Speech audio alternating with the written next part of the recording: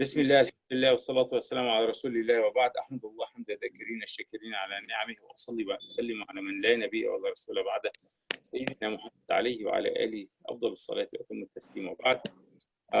Dear brothers and sisters joining us on the Zoom channel for the Lighthouse of Allah Ta'ala, we will continue our Halaqa and move on with the topic of Zakah, inshallah Ta'ala, which we started last time. So just a quick revision of what we had covered. We mentioned that the definition of zakah is to purify. That's the Arabic word or the Arabic root of the attempt of zakah, or the objective of zakah is to purify your income, inshallah ta'ala, from anything ill-gotten as you were trying to gain your income.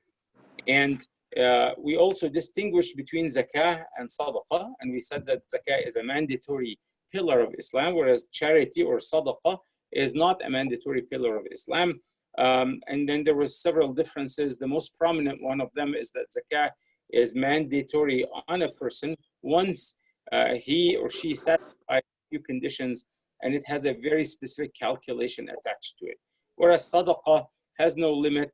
It could be given by the poor or by the rich, and does not have a specified time that once a full year passes or an amount of wealth that one has to pay.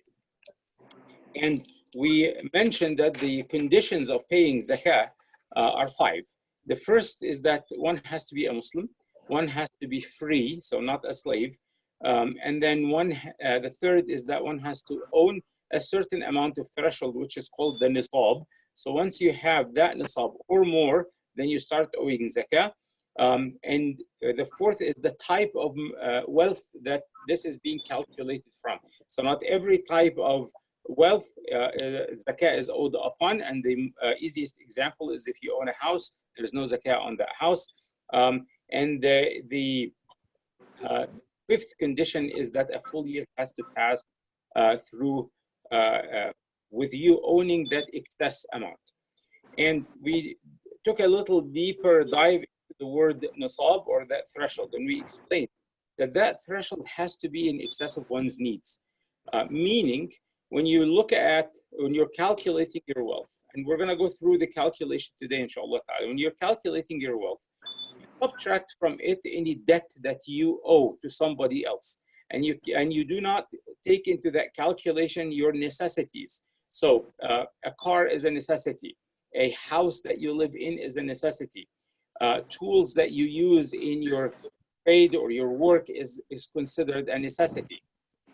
Clothes that you wear are considered necessity. So you don't calculate your wealth by going through everything you own and converting it to money and then saying, oh, I owe more than nisab. No, you only do that on the excess of what you have. And so only if that amount is in your need is when you start calculating whether you owe zakah on it or not. And so the types of wealth that one owes zakah from are gold and silver, especially coins, if they are being banked as a form of wealth or riches, agricultural produce. Any merchandise that you use for trading is one has to calculate if one owes it or not on it. Minerals, like if you have a mine, for example, and it's a gold mine, then you have to start calculating whether you owe zakah or not on it, or if it's any kind of mine that you use in trade, and cattle and livestock. And what you'll notice is in these examples, or these types of wealths, they're all types of wealths that are used to benefit you, to make you richer, to give you income. So this is why they're considered for zakah. Any other type of ownership that is not used to benefit you is not considered part of what is owed zakah upon. And we'll take a deeper dive, inshallah. But for example, accessories. If you have, if you're a female and you wear gold accessories, for example, there's lots of different opinions upon that. But as long as that type of wealth is being used for your benefit, for your future benefit, to enrich yourself, maybe that's the best word, then we have to inspect it to see whether you owe zakah on it or not. So let's start with gold. The threshold for gold is 20 dinar, which translates to 85 grams of gold. So if you own gold in the form of gold coins, for example, from the treasury or elsewhere, or in the form of gold bars, or in the form of gold lockets or something, and it's in excess of 85 grams, and it is used in your intention as wealth saving. So like in these days right now with the corona and all these things that are happening, a lot of people are turning their stock market investments into coins and gold. That is the form of gold that we are talking about. So if you own 85 grams of gold or more, and a full year passed since you've exceeded the ownership of 85 grams, then you owe zakah on it. Then the amount of zakah owed in gold is 1/4 of 1/10 or 2.5%. Now you can either give it out in the form of gold or transfer or translate that 2.5% into cash and then give that cash out in the form of zakah. Now, it is important to understand that that 2.5% is not calculated only from the excess over the 85 grams. It's calculated from the entire amount of gold that you own once you exceed or equal 85 grams. So if I have 100 grams of gold, I am going to calculate 2.5% of that. So I'm going to calculate what I owe for the 2.5% of 100 grams. So take the 100 grams, multiply by the cost of the gram of gold today, and then take 2.5% of that and give it out in zakah. Not just the part that's over 85, the entire amount, inshallah. The nisab for silver is 595 grams, approximately 600 grams, but it's 595 grams to be exact. The nisab for cash or capital, money, is calculated by actually referring it back to the gold standard. So the nisab for gold is 85 grams. What does that translate to today? A gram of gold is approximately $55.38. So you do the multiplication, that's about $4,707.3. So $4,707.03. If you have in your savings account or in your house $4,707.03 or more, and it has been in your possession for an entire year, did not go below that threshold amount, then you calculate 2.5% of that total amount and you give it out in the form of zakah. And again, just to stress the point, if you owe debt to someone, you have to calculate, you should subtract the debt that you owe from the cash that you have, from this capital that you have. Now, it's very important to realize something a lot of people make mistake in. What if I owe some gold and some silver? Both of them separated are right below the threshold. So let's say we know the threshold for gold, or the nisab for gold, is 85 grams. Let's say I have only 80 grams of gold, and the nisab for fidda is 595 grams of silver. What if I owe only 500 grams of silver? Combined, each of them together, they're certainly higher than either threshold, but segregated, they are not. So do I add them or do I keep them segregated? The answer is actually you keep them segregated. It might surprise a lot of people, but you do keep them segregated. You do not add them to each other to put yourself above the nisab. So if you have gold coins in excess of 85 grams, then you owe zakah on those gold coins or gold bars. If you have silver coins or bars that exceed 595 grams, then you owe zakah on that silver, and you do not combine them to put yourself above the threshold. Islam is very lenient with its subjects. And if you have cash, you convert you go back to the gold standard. As we said, it's 85 grams of gold. That's the standard. And so you calculate that. Again, I mentioned it was $4,707.3. So if you have that amount for a full year in excess of your need, then you owe zakah on it. Now, zakah is like a very deep science. So we are going to cover a few examples, and it is best that if your example is not covered, that we either take your specific case and look at it, or you reach out to a scholar that can help you with it. So let's. Yeah, I'm listening to the Halaqa. Huh? So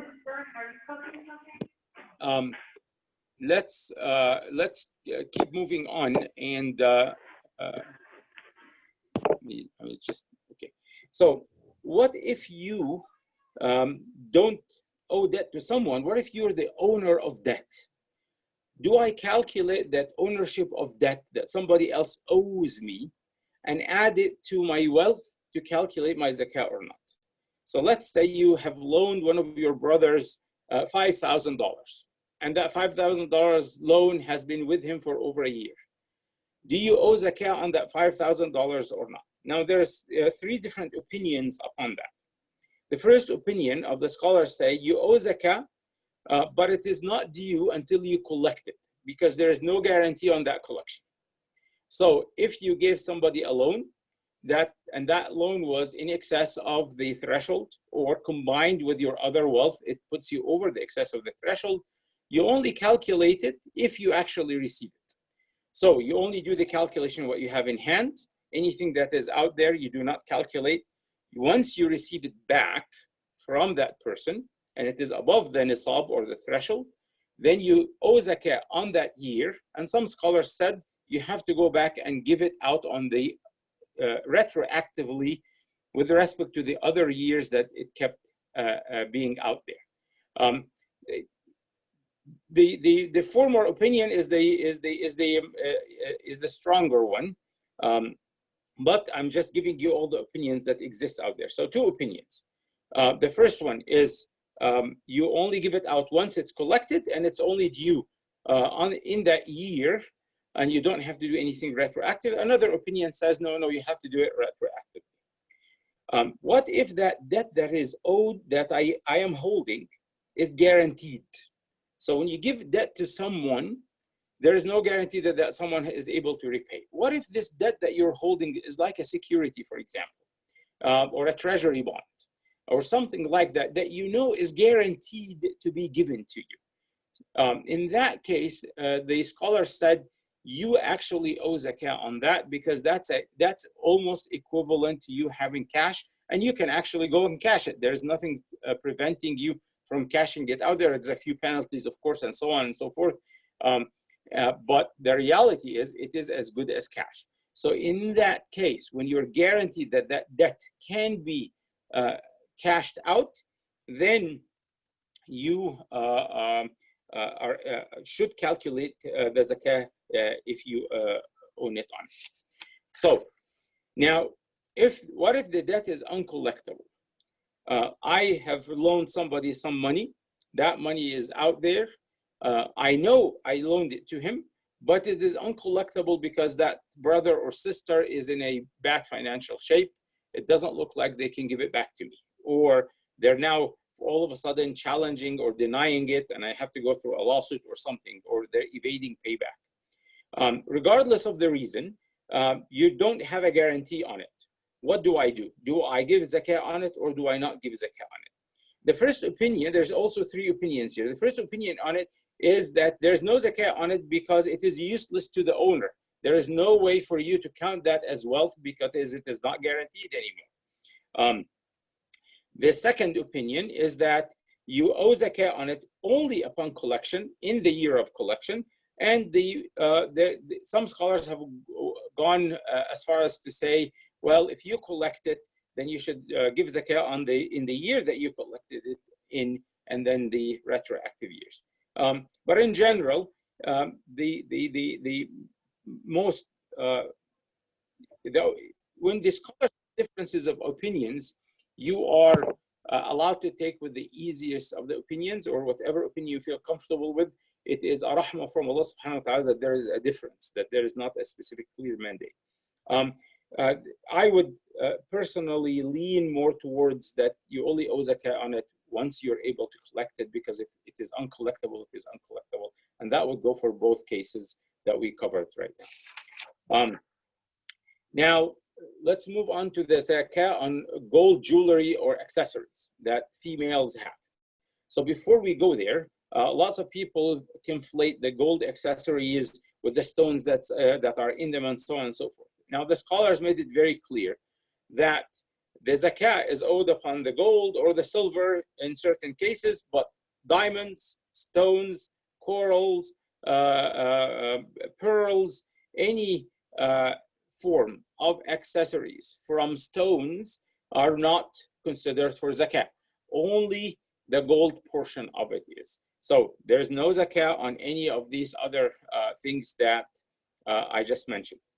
Now, if the gold and silver jewelry are used for the female as accessories, and they have exceeded the nisab, there is a couple of opinions. The first opinion comes from a hadith of the Prophet ﷺ, when two ladies entered in his presence wearing a couple of gold bracelets in their hands, and the Prophet ﷺ asked them specifically, he said, would you like that Allah subhanahu wa ta'ala on the day of judgment exchanges these two gold bracelets with ones from the hellfire? They said no. He said, then please give out its due, meaning the zakah that's due on it. A lot of scholars use that hadith to mandate that zakah has to be given on the gold. However, it is also the opinion, and I believe that's the opinion of Ahmad, Imam Ahmad ibn Hanbal. However, the opinion of Imam Malik, Imam Shafi'i, and Imam Abu Hanifa is that there is no zakah at all on gold and silver accessories as long as it is used purely for accessorizing. And they used evidence on that, that Asma bint Abi Bakr, the daughter of Abu Bakr as-Siddiq, would accessorize her daughters with gold in some instances, because Abu Bakr was a very rich man that exceeded 50,000, and she never gave zakah on it. Abdullah ibn Umar, one of the great fuqaha of this ummah, would also accessorize his daughters and his jawari, or the female slaves that he owned at that time, with gold accessories, and he never paid zakah on them. And Sayyidah Aisha, the wife of the Prophet ﷺ, would do the same. So the majority opinion is actually that if the gold and silver is used for accessorizing, for beautifying, for wearing, then there is no zakah on it, regardless of the amount. That's the majority opinion. There is that opinion that I mentioned earlier, that some scholars said, no, you have to give zakah on it, and they use the hadith of the Prophet ﷺ that I mentioned, but the majority opinion is that you don't owe anything on it, subject to the fact and important point that you are using these gold necklaces or accessories purely for accessorizing. If there's dual use for them, if you, in your intention, saying, I'm going to buy gold, I'm going to wear it, of course, if you're a female, to accessorize with it, but it's also a form of saving wealth. It's also a form of money that increases in value, but doesn't decrease. And when I need it, I can actually sell it. That's no longer an accessorizing intention. At that point, it has become dual use, where you are actually using it in the form of savings. And under that condition, it falls under the regular gold and silver coins or bars or any form of gold that you are keeping to increase your wealth with. So it's all in what the intention is. In general, to avoid the gray area of whether should I give zakah on it or not, if it's gold and silver accessories for females, some scholars said just at least do it once in a lifetime, and if you do that, then inshallah ta'ala you have avoided the gray area. So a minimum of once in a lifetime, then you would have met the hadith of the Prophet sallallahu alaihi wasallam, and you would have been going with the majority opinion, and you'd be in the clear as long as you are not accumulating these gold and silver accessories to increase your wealth with them. Now, if you're using them for trade, what if I'm acquiring golden necklace gold necklaces and bracelets, wear them a little bit, then I sell them and I buy and I sell. Then that's a trade. And we'll get to calculating what you owe on your merchandise. But if it's merchandise, if it's used for trading, for benefiting you, for increasing your wealth, then you owe zakah on it, assuming it exceeds, it matches the rules, exceeds the threshold, and is with you for over a year. How about rentable real estate? If I own a house, for example, and or own two houses, I live in one and I rented some other house out. Do I give zakah on that? The house itself, you don't owe zakah on because it's real estate. It's not one of the 5 different forms of wealth that we described. It's not gold, it's not silver, it is not a merchandise that you buy and sell. It is not minerals in the earth, and it is not livestock, and it is not agricultural produce. So if I own a house and I'm renting it, again, you have to inspect your intention. Is it used for trade? Do I buy it, rent it for a little bit, and when it goes up in value, I sell it? Then that's being used in trade. Then you owe zakah on that. But if you're just renting it and you're living off of the rent, then what you have to inspect for zakah is the rent that's coming in. If that rent that's coming in increases beyond the threshold, and the threshold we mentioned is $407.07 and some cents. If it increases beyond that, and that excess is with you for over a year, so you didn't use it to buy food or something, maybe that's your monthly rental. But once it comes back to you, you use it for buying food and clothing, then it is not in excess of your need. Only the amount that is in excess of your need, if it stays with you for a full year, then you owe zakah on. What if it's a down payment? Again, same condition applies. What if they gave you a full year of down payment, $40,000 of down payment? You take that and you will inspect it. How much of that $40,000 remained in your possession for a full year in excess of your need? And that's what you calculate zakah. So if you have real estate that you are renting, the fact that you own real estate that's worth hundreds of thousands of dollars, you don't owe zakah on it unless you start selling it and trading in it. But you inspect your income from rent, and that income is dealt with as if it is a cash value, and you look at if it stays with you for a full year. How about merchandise in general? Any kind of merchandise? The answer is yes. In merchandise is different because merchandise, the intention there is to enrich you. So merchandise, if you're a trader, if you sell and buy stones, for example, if you own them for accessories, you don't owe zakah on them. But if you're selling them and dealing in them, or you're a gold and silver dealer, or you are a car dealer, or you are selling household goods, or selling food, or selling groceries, that is wealth. And that translates to money. So what you would do is you would convert it into cash, its value into cash, measure the cash relative to the cash threshold, the $4,700 and some dollars that I mentioned. And if you own that amount for over a year, then you owe 2.5% of that. So in general, the rules are all self-consistent. The only time they deviate is when you get to agricultural produce. If you are a farmer that farms the land, there the zakah is not 2.5%. So it's 2.5% in everything else I mentioned, with the exception of 2 things: agricultural produce and cattle or livestock. In that case, there's a different calculation that has to be done. In the case of agricultural produce, the zakah is you don't wait a year for it. You actually give the zakah the day you collect it. And this is from a very clear verse in the Holy Book when Allah subhanahu wa ta'ala says, وَآتُوا حَقَّهُ يَوْمَ حَصَادِهِ. You have to give its rightful due to the poor of the people on the day you actually collect it. So agricultural produce, you don't wait a year. It is not, you do not inspect it and wait for it to be in excess of your use for a full year. Now, how much do I owe? What is the threshold for agricultural produce? It is about 653 kilograms of certain forms of agricultural produce. Not everything, but certain forms. And these are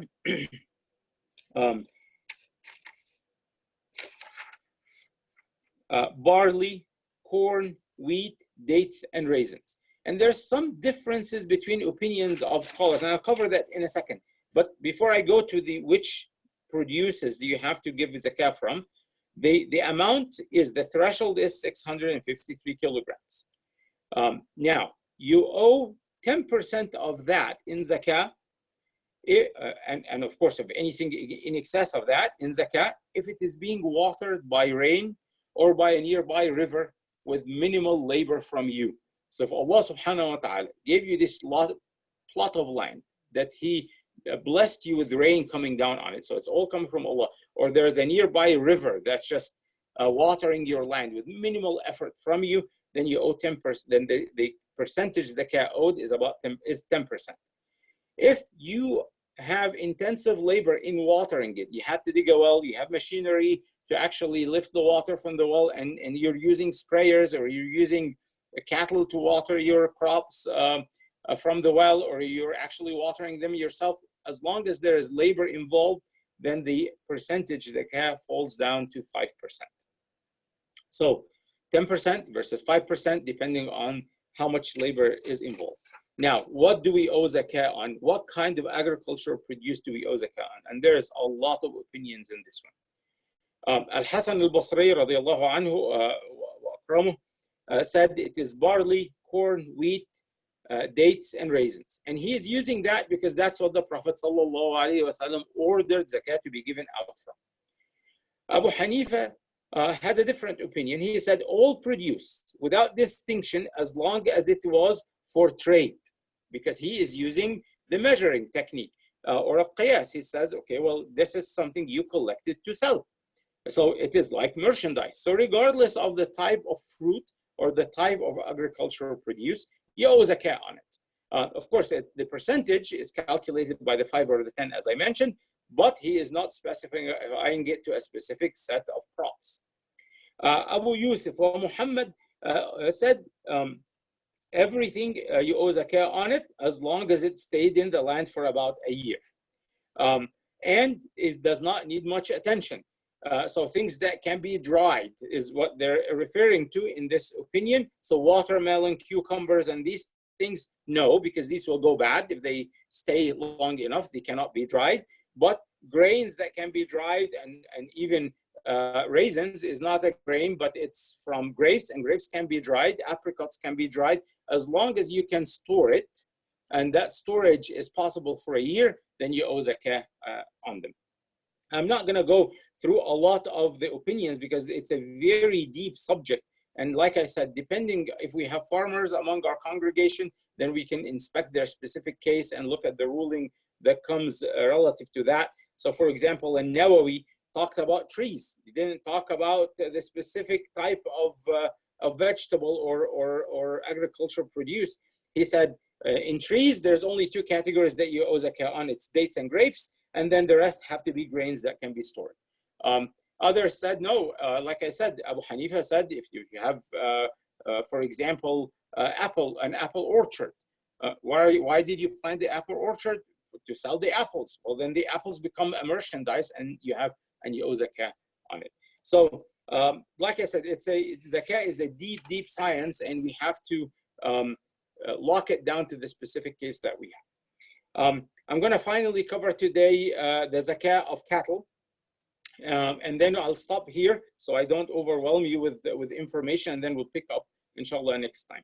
So cattle or livestock in general, you have to have 3 conditions for it. One, you have to meet the nisab, and I'm going to cover the nisab for cattle and livestock in a second. It has to remain with you for a year, but there's an additional condition. That's not new. The additional condition is they have to be grazing animals that actually roam the land. If they are not grazing animals that roam the land, what if they're chickens? They do not fall under this category. That's at least according to the rulings of the scholars. So if you're growing chicken that don't roam the land, that are in batteries that you have to feed and so on and so forth, that they're not grazing or roaming the land, then you don't owe zakah on them. The threshold or the nisab for camel is 5. And for in every 5 and above, you owe 1 sheep. So if you have 5 camels, they were with you for a full year, they grazed the land, then you owe zakah on them after a full year, and you owe the amount of 1 sheep.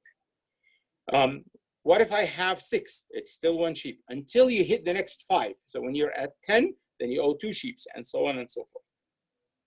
Cows, you have your nisab is 30. So if you owned 30 cows, they grazed the land, they roamed it, and they stayed with you for a full year, then you owe the equivalent of a 1-year-old calf on your herd of 30 cows.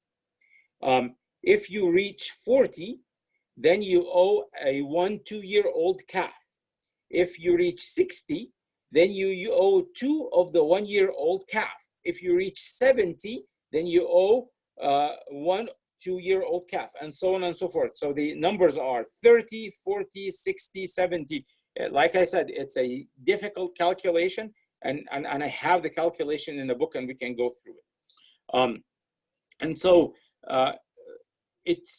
if we have ranchers among us, we should inspect what kind of animals they have, and are they grazing or roaming the land or not. And if they are, then we will look at them and we will figure out what the zakah that is owed is. So long story short, complicated topic, but zakah is a purifying agent for your wealth. There is lots of possible haram avenues that you may not realize you're doing. Yet you may have said a word when you were buying or selling, or as you acquired, or if you work in a job like me and you think you put the 9 hours when you actually put 8.5, and so on and so forth. There's lots of sources for non-halal income or revenue. Zakah comes and purifies that for you. Allah subhanahu wa ta'ala did not choose that name haphazardly. He called it zakah, purifying. It purifies your wealth. And knowing that not a lot of people are going to be able to give zakah, he opened the avenue of charity and said, zakah is on the rich and the able that have an excess in their need, an amount of wealth that is in excess of their need. And the Prophet told us specifically that if every person who owes zakah gives it out, there will not be a needy person in the Muslim Ummah. But because those are few and far to come by, and some people are not inspecting it and are not giving it out, he opened the avenue of charity. Charity can be given by the rich, by the poor, in any amount. There is no minimum, there is no maximum, there is no calculation, there is no threshold, there is no 1 year. In fact, the more you are in need of that charity money, the more it is difficult upon you to give it out, the higher the reward from Allah subhanahu wa ta'ala on that charity. The harder it is for you to give it out, the more ithar, when you give it to someone and you prefer them to yourself, despite your need, your thawab is magnified and magnified. Inshallah ta'ala, next time I'll cover a few instances in the seerah where we address this point, but I will stop here today, inshallah ta'ala.